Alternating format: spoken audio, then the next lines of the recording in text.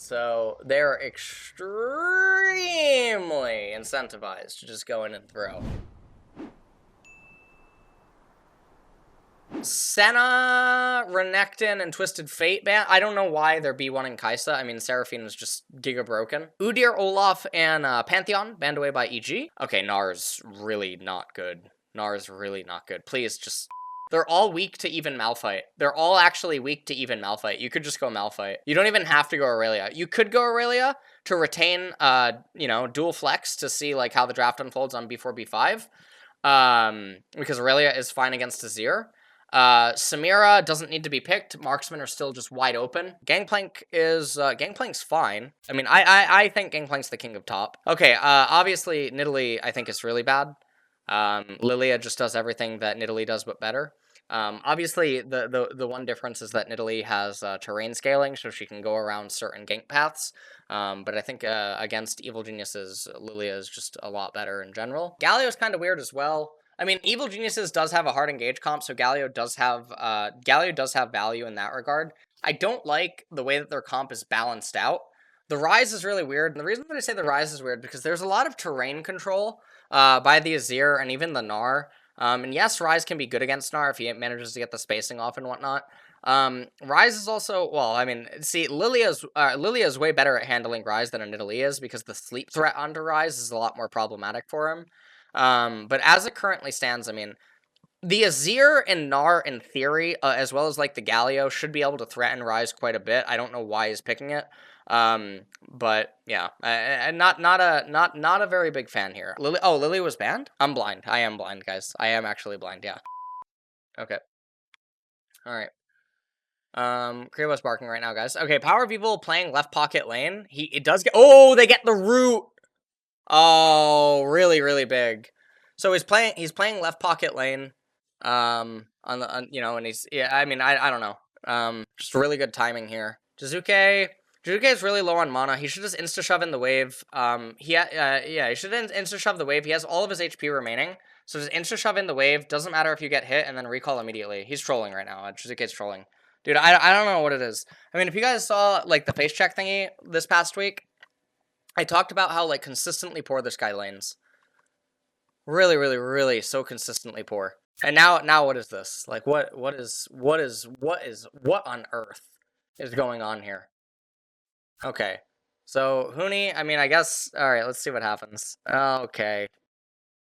Holy moly. Holy moly. Huni's down... I just realized, actually, Huni hadn't even TP'd back yet. I actually thought that this was gonna be worse. But that's also really weird. I don't know how both top laners are failing so much at CSing.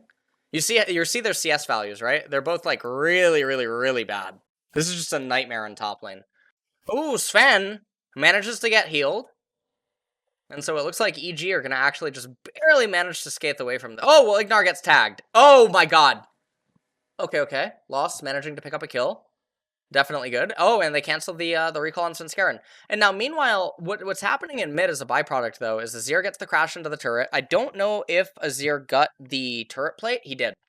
So Azir got the turret plate, and so at the end of the day, I mean, Jizuke does make that roam up into top lane, but I mean, there's definitely a cost, right? Verdant Barrier picked up on Power of Evil here. I don't know if I like that, like, in this particular instance, because Azir just has so much control. And then also, Banshee's Veil, I mean, Banshee's Veil doesn't have many key targets, so this is definitely an MTG Johnny thing. I don't perceive Azir versus Ryze as control versus control, because Ryze is sort of like a bruiser mage. This is just really close. I mean, Lost manages to go in there. He ends up, like, skidding forward, stops the recall onto Svenskeren. I mean, that's definitely good. Svenskeren being on the right-hand side now is really good timing. It's unlikely that we're probably going to see a fight unfold. I don't think that a fight should unfold. It's only a Cloud Dragon. There's no reason to have, like, a variance type thing happen here. It looks like TSM are actually going to seed the dragon. And now, I don't like this by EG. It's just a lot better to force them off the dragon, get your camps, and then go from there. Looks like Spica is really intent on fighting this. Hui does not have teleport. Impact does. Impact also has his ultimate available. Really looks like Spica really wants to go for this, but no. They're just wasting a boatload of time, and because TSM are wasting a boatload of time, it ends up not being as bad for EG to be inefficient with some of the stuff that they were doing up until this point. Uni throws Impact closer to his turret because he's a great guy. Now, as we come back into the game, I think it makes sense, well, I mean, Magic Resistance could end up being picked up later on, by parties, so maybe Ludens isn't the play. Maybe you do just go Leandres on Azir. Huni, sorry, getting Dove, I guess, underneath the turret. Really good Galio ultimate, but okay, just insta-clapped. And it looks like EG are actually going to manage to get out. And so Huni, obviously having a not very good situation here in this game. And everyone rotates over. I mean, no one's really farming their jungle. I would say that this is one of the lesser clean games that we've had today. There's definitely a lot of there's a lot of high variance decisions that are being made. That can absolutely be played around. Like, I mean, even this one right now, right? The extended fight. All of Spica's jungle camps are actually up, and red buff's about to come up, but they're going for flips, and this actually allows Svenskeren to get a couple of camps of tempo over Spica. And now, with the Scuttlecrab RNG on the left-hand side, Svenskeren should also be able to get Scuttlecrab on the left-hand side. So, nice little win for him. He's going to ding 9 before Spica, and that'll have the permanently retained 35% bonus EXP. Inside of the jangle. Let's take a look at how this all transpires. Jizuke really wanted to get those last 2 minions, and what he's probably thinking is that Power of Evil has to respect Hecarim here, because Power of Evil commits with everything. So actually, if Svenskeren's there and ends up ulting in and all that good jazz, I mean, I guess stuff can actually get a little hectic. Let me rewind just to see it. So let's take a look at this, right? So as he goes in, if Hecarim is right here and comes out with Unstoppable Onslaught, gets the fear off, collides into Azir, and he's feared right here, and Jizuke turns on him, Power of Evil just dies, I guess, is what ends up happening. Yeah. Power of Evil would just end up dying. Power of Evil doesn't believe that the jungler's there and goes for the play. And so that's what's transpiring right there. Gangplank ultimate's really late. Doesn't end up mattering. Hui gets a really big pin, and Hui's gonna get a double kill. Might actually end up getting a triple kill, and this is just way too overforced by EG. And so TSM, now they're gonna swing the gold advantage in their favor. Huni getting a massive dopamine kick. Is that Divine Blunder on Italy?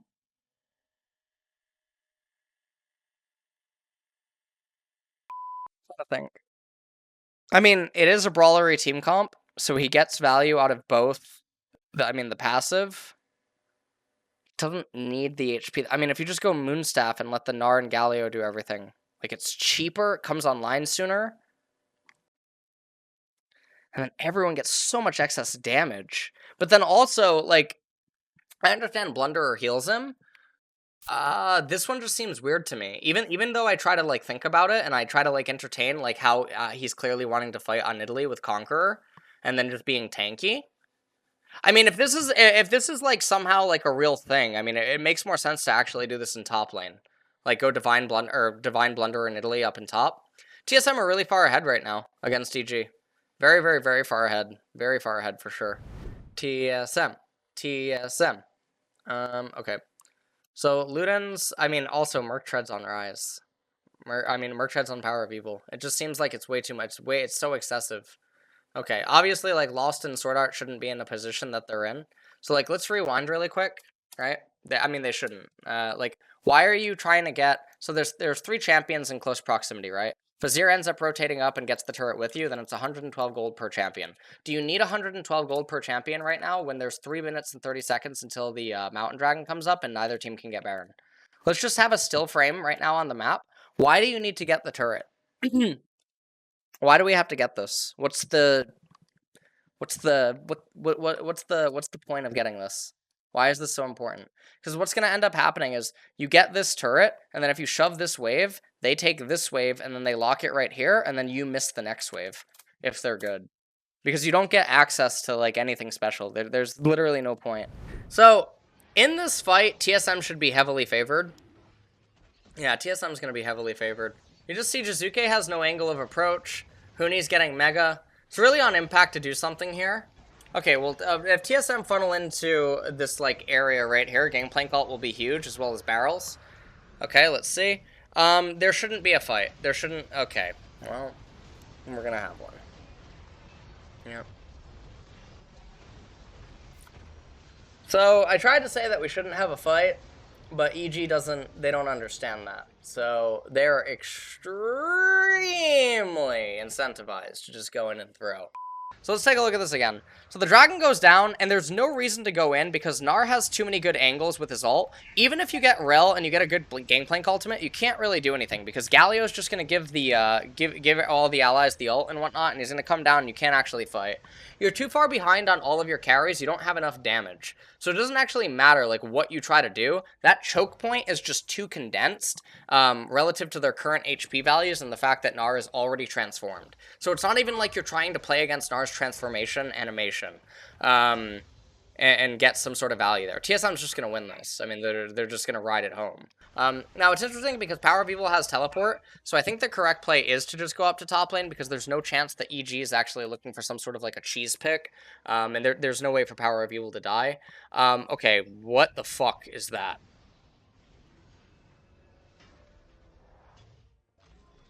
I think Jizuke is trying to people leave North America.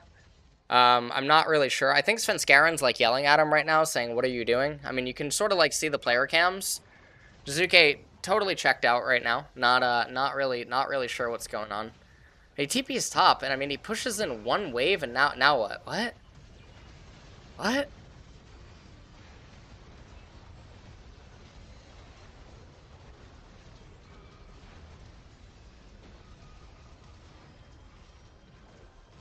I think Jizuke was maybe he was connecting to like maybe he was having client issues and he TP'd top.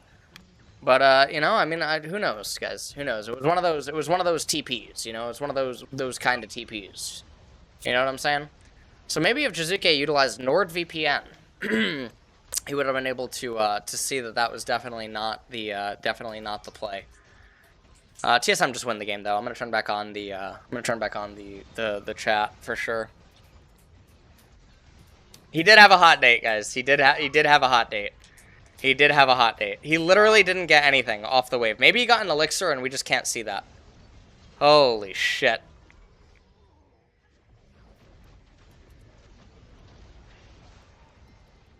Oh my god.